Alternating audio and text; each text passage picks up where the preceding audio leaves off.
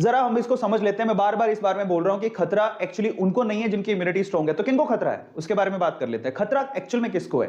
तो खतरा स्पेशली उनको है जिनकी इम्यूनिटी वीक है, जिनमें रोग प्रतिरोधक क्षमता जिनके शरीर की वीक है, वो हाई रिस्क पर है। इसीलिए अपनी इम्यूनिटी में बार बार बोला गया अपनी इम्यूनिटी पे ध्यान दो, अपनी इम्यूनिटी पे ध्यान दो।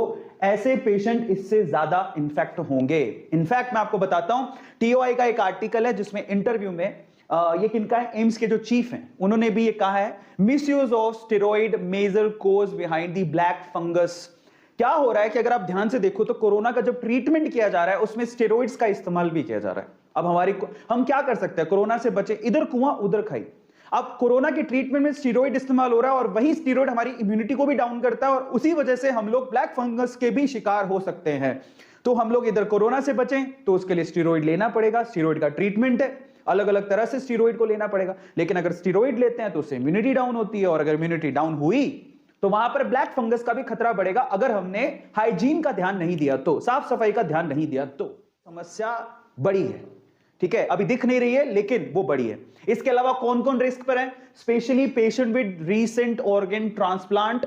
अगर अभी किसी ने अपना ऑर्गन ट्रांसप्लांट करवाया या फिर कैंसर से वो लड़ रहे थे, कैंसर का अगर ट्रीटमेंट चल रहा है तो वो हाई रिस्क पर है, तो उनको बहुत ध्यान देने की जरूरत है। स्पेशली अगर आपके घर पे कोई शुगर या शुगर के मरीज है, डायबिटीज हैं, अगर किसी को डायबिटीज है, डायबिटिक है वो, तो उनको बहुत ज्यादा ध्यान देने की जरूरत है। बार बार लगातार उनकी डायबिटीज को चेक करते रहे, शुगर के लेवल को चेक करते रहे, उनको खतरा सबसे ज्यादा है, ठीक है। तो इसलिए कह रहा था आप लोगों से, अगर आप ऐसा सोचे कि हम तो स्वस्थ हैं हमें क्या लेना देना, लेकिन यहां पर कैच है, आपके स्वस्थ होने से तो खैर फर्क पड़ेगा ही, लेकिन अगर आपके आसपास किसी को भी शुगर है या कोई ट्रांसप्लांट करवा के आया या कैंसर है, उनको तो दिक्कत हो सकती है। तो इसलिए आप अगर सजग रहेंगे, उनको बताएंगे तो बचा सकते हैं, ठीक है। इसके अलावा जरा आप देखिए, यहां पर स्टेरॉइड दिया गया, यहां पर immunosuppression of by steroid.